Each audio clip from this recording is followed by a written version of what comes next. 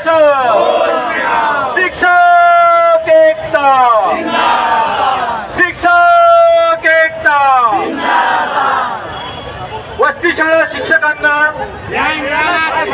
वसती शाळा शिक्षकांना देशाची काम रद्द झालीच पाहिजे, बीएलओची कामे रद्द झालीच पाहिजे, सीईटी परीक्षा रद्द झालीच पाहिजे.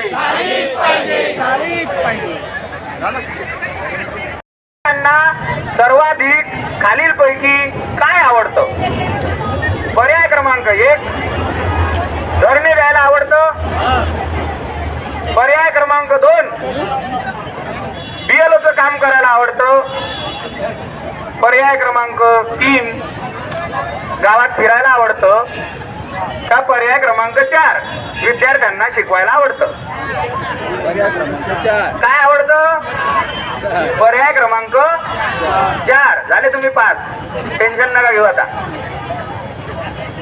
आपला गुरुजी घाबरते खूप. त्याचं घाबरण्याचं कारण असं आहे का तो बिचारा सरळ मार्गी असतो, आपल्या कामाशी काम ठेवतो, आपल्या शाळेत नेहमीच जातो, कोणाच्या भानगडीत पडत नाही, विद्यार्थी घडवत असतो.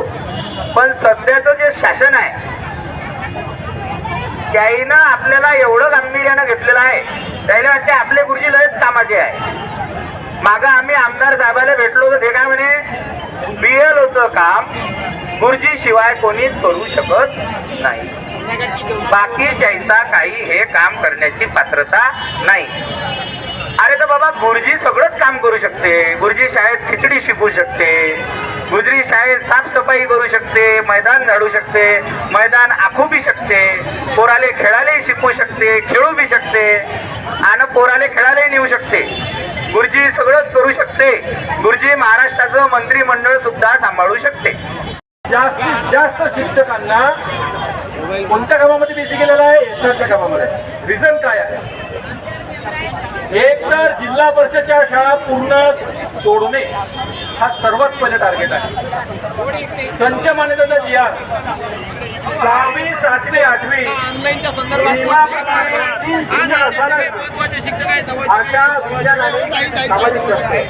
परंतु एकच शिक्षक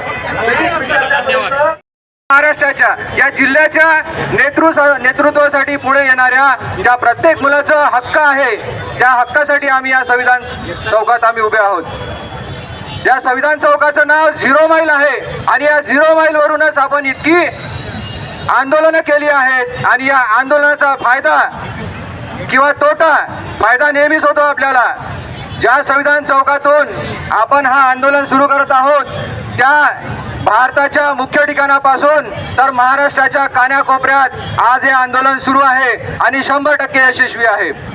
हे आंदोलन फक्त शिक्षकांसाठीच नाही तर या देशाचा कणा वाचवण्यासाठी आहे, जो कणा ही शासन व्यवस्था मोडू पाहत आहे. आणि या सगळ्यांची आपल्याला जाणीव आहे. ज्या वक्त्यांनी आपल्याला सांगितलं इथं बीएलओची कामं आहेत, एसआरची कामं आहेत, शाळेत शिकवू दिल्या जात नाही, सकाळपासून तर संध्याकाळपर्यंत नुसते बीएलओचे कामं करायचे आहेत. मग आम्ही शिकवायचं केव्हा शिकवायचं? रात्री पालकांच्या घरी जायचं, सकाळी पालकांच्या घरी जायचं, दुपारी पालकांच्या घरी जायचं, एसआरचे कामं करायचे. सुरुवातीला गोड गोड बोलून ही कामं घ्यायला लावली आणि आता जो बळगा उचलला आहे, प्रत्येक एचओडी प्रत्येक शिक्षकाला फोन करून विचारतो आहे काम किती झालं. आणि या कामाच्याच व्यापामुळे शिक्षक एक तर आत्महत्या करत आहेत किंवा त्याला अटॅक सुद्धा येत आहेत. आपण सर्व शिक्षकांचे मी अभिनंदन करतो, शिक्षकांचे सुद्धा अभिनंदन करतो की या ठिकाणी आलात, 100% आपलं आंदोलन यशस्वी करण्यास सहभाग दर्शविला. जे शिक्षक घरी आहेत त्यांचं सुद्धा अभिनंदन करतो, कारण ते घरी राहून आपल्या आंदोलनाला पाठिंबा दिला. काही कारणास्तव येणं झालं नसेल, पण त्यांनाही आपण डावलून चालणार नाही.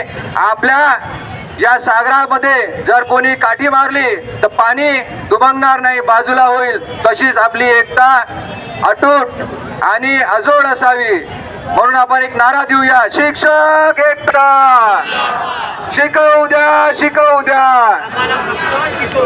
शिकवू द्या, शिकवू द्या. महाराष्ट्र राज्य प्राथमिक शिक्षक भारती संघटनेचा जिल्हाध्यक्ष आहे आणि या सीईटीच्या संदर्भामध्ये जे शिक्षकाला सक्ती केली जात आहे, आमच्या संपूर्ण महाराष्ट्रातील शिक्षकांचं तमाम शिक्षकांचं म्हणणं आहे की ही परीक्षा आम्ही देण्यासाठी घाबरत नाही, परंतु ते देण्याची आम्हाला गरज नाही. कारण आम्ही ही परीक्षा आज जी आपण शासन आमची ही परीक्षा घेऊन पाहत आहे, त्यावेळेस आम्ही जेव्हा सेवेमध्ये लागलो तर त्यावेळेस त्या वेळेच्या स्पर्धा परीक्षा, गुणात्मक परीक्षा आम्ही देऊनच या सेवेमध्ये लागलो आणि आज गेली कित्येक वर्ष अविरतपणे आम्ही ही सेवा देत आहोत. तुम्हाला माहीत आहे, शिक्षक हा समाजाचा दीपस्तंभ आहे. तो समाजाला तिमिरातून तेजाकडे नेण्याचं अविरत अखंड काम करत असतो आणि आज असं समर्पित भावनेनं ग्रामीण भागामध्ये काम करत असणाऱ्या या शिक्षकाला टीईटी पात्र परीक्षेची सक्ती करणं शासनाचं हे धोरण अत्यंत चुकीचं आहे. कारण की गेल्या या कामामध्ये काम करत असताना आम्हाला सर्व आमच्या विद्यार्थ्याला शिकवणे इतपतचं ध्यान आम्हाला परिपूर्ण ध्यान जे शिक्षकाला सक्ती केली जात आहे.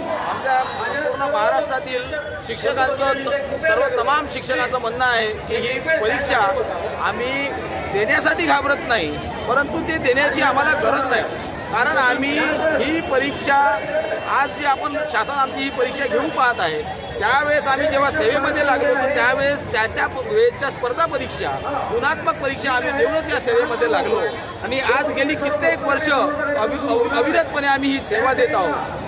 तुम्हाला माहीत आहे, शिक्षक हा समाजाचा दीपस्तंभ आहे.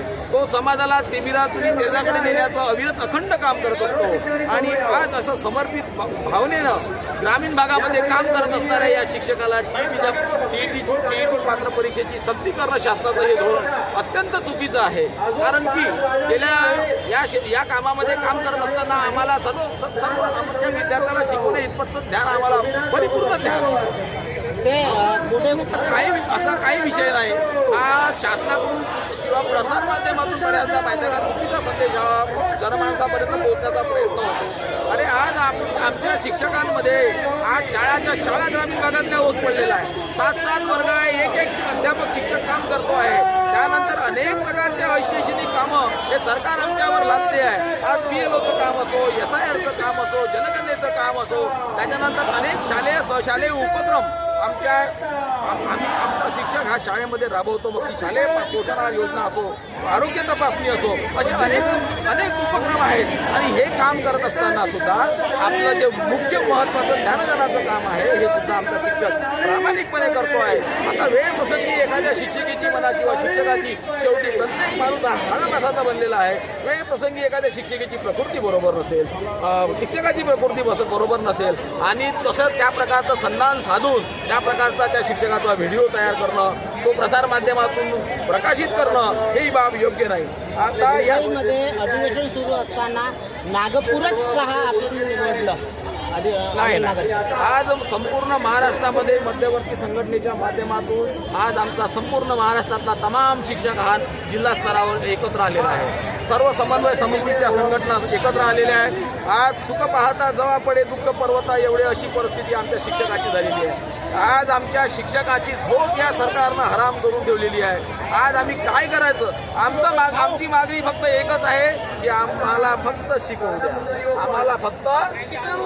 आम्हाला फक्त आणि ही मागणी घेऊन आम्ही वेळोवेळी शासनाला अनेक निवेदनं दिली, अनेक माध्यमातून आम्ही शासनाला आमच्या समस्याची जाणीव करून दिली, परंतु शासन मात्र जुमानत नाही आहे. त्यामुळं आज आम्हाला या ठिकाणी रस्ता उतरावा लागला.